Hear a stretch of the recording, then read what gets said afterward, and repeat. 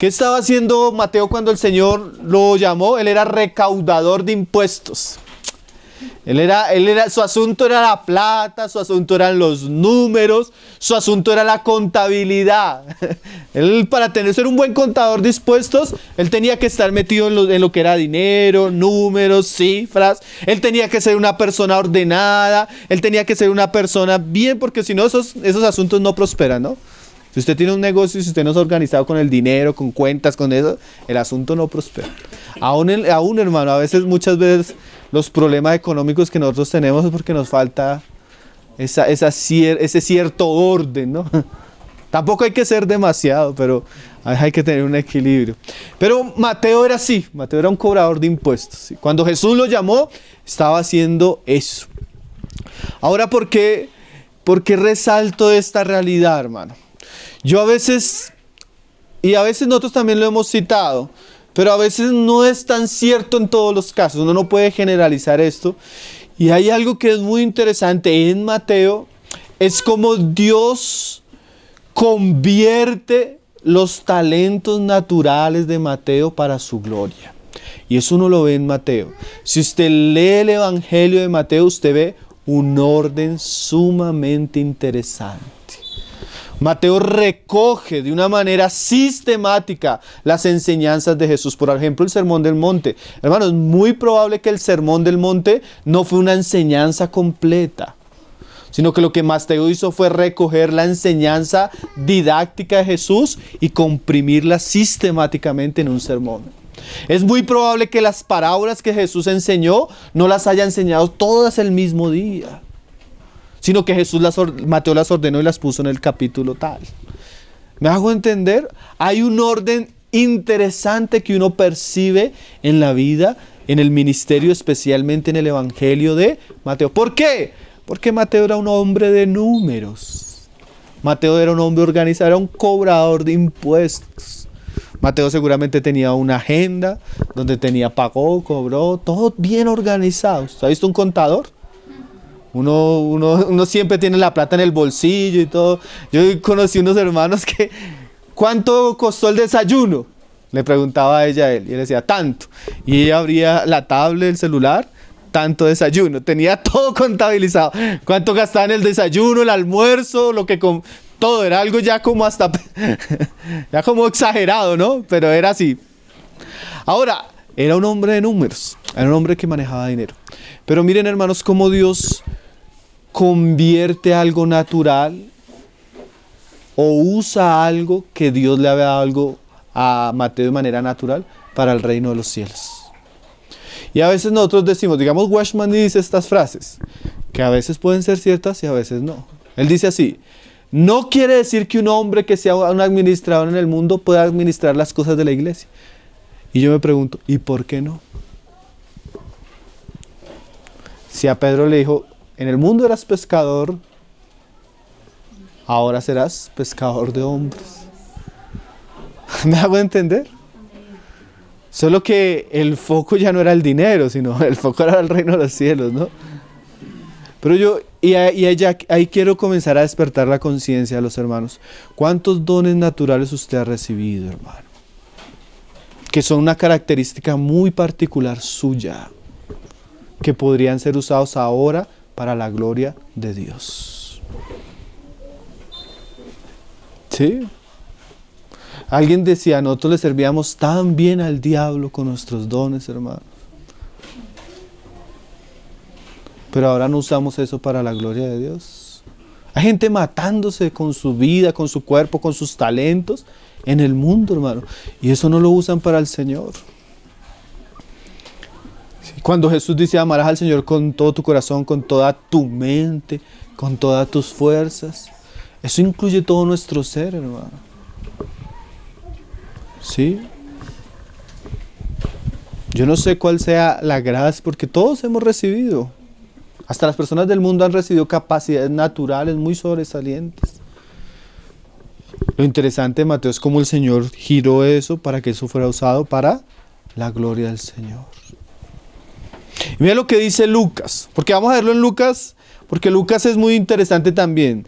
Dice, puesto que muchos en el 1:1 han tratado de poner en orden la historia de las cosas que entre nosotros han sido ciertísimas, tal como nos los enseñaron los que desde el principio lo vieron con sus ojos y fueron ministros de la palabra, me ha parecido también a mí, después de haber investigado con diligencia todas las cosas desde su origen. Mira Lucas. Hay evangelios que podríamos decir son fruto de la experiencia personal, como el evangelio de Juan. Juan tuvo una experiencia tremenda personal con Jesús, pero el evangelio de Lucas es fruto de la investigación personal. ¿A quién escogió Dios? A un hombre que profesionalmente su carrera le exigía un estudio exigente, como un médico. ¿Sabe cuánto tiene que leer un médico, hermano, para sacar una carrera profesional? Es una cosa absurda. Tienen que leer y leer y leer y memorizar y ser tan cuidadosos con eso que están estudiando. Ahora Lucas dice, me propuse investigar diligentemente la historia. O sea que el evangelio de Lucas es producto del ejercicio diligente de las capacidades humanas rendidas al señorío de Cristo. Tal vez usted no sea historiador como lo llegó a ser Lucas. Lucas es uno de los grandes historiadores, hermano, de la humanidad. Su evangelio y el libro de Hechos no tiene comparación con ningún otro tratado histórico antiguo. Y eso lo tienen que aceptar hasta los teólogos y aún las personas más contrarias a la fe. ¿Qué ve usted? Un don natural puesto al servicio de Cristo. Yo a veces me maravillo de los dones que tienen ciertas personas, pero me admiro de cómo ellos los usan para otras cosas menos para Cristo.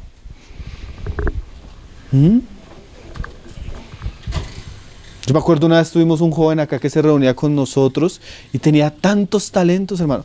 Era diseñador, programador, sabía hacer animaciones, sabía hacer de todo. Yo le decía, Señor, yo quiero la mitad de lo que este joven tiene. Y ahorita lo está usando para servicio del diablo.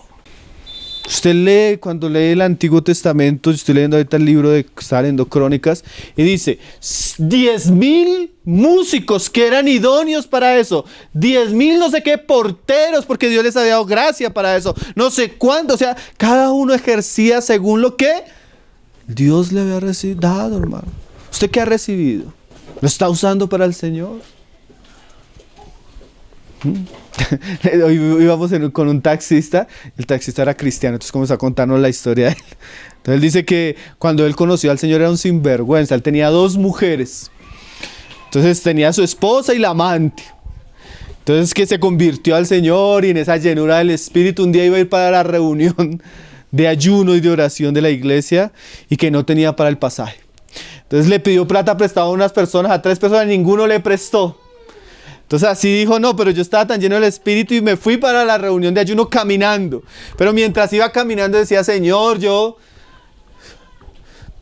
siendo cristiano y pidiendo plata y ahora tú no me das ni para el pasaje y voy caminando.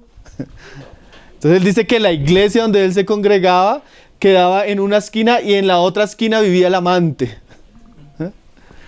Pero mientras él iba reclamando que por qué el Señor no le daba y le tocaba caminar para ir a la iglesia, así, el Señor le recordó, ¿y cuántas veces ibas caminando por Martica? Martica era el amante.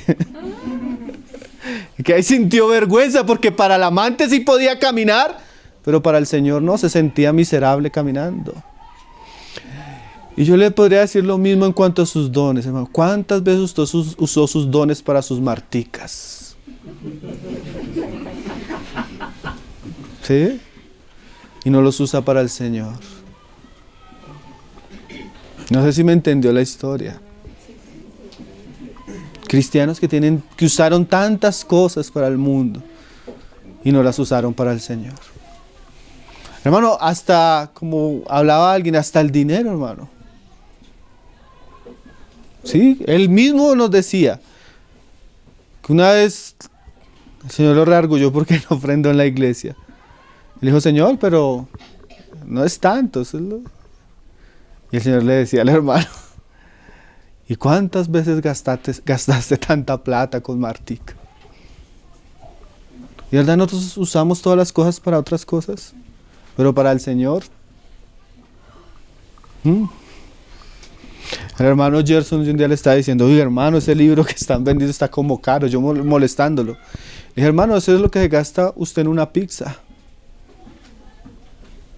Pero trabajamos para comprar la comida que perece, pero la que no perece no somos ni capaces de hacerlo.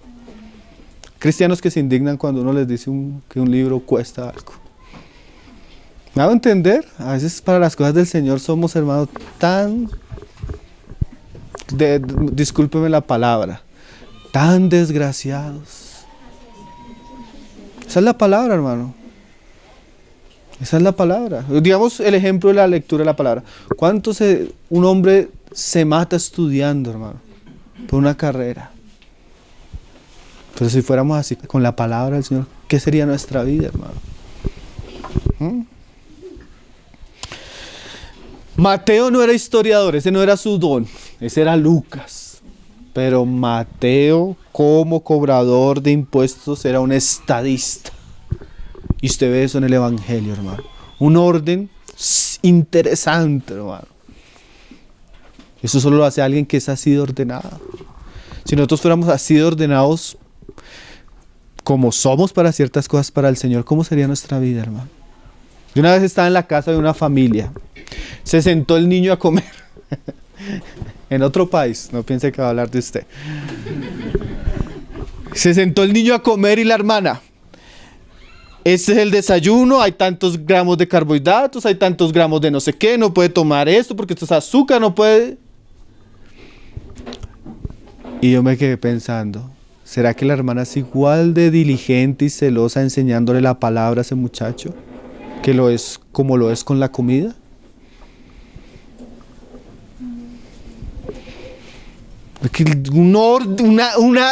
Una exigencia con la comida. Pero ¿será que así, con ese mismo orden y seriedad trata las cuestiones espirituales de su hijo? Sí. A veces somos muy ordenados en cosas que no deberíamos ser tan ordenados y rígidos. Y en las cosas que deberíamos ser diligentes, no lo somos.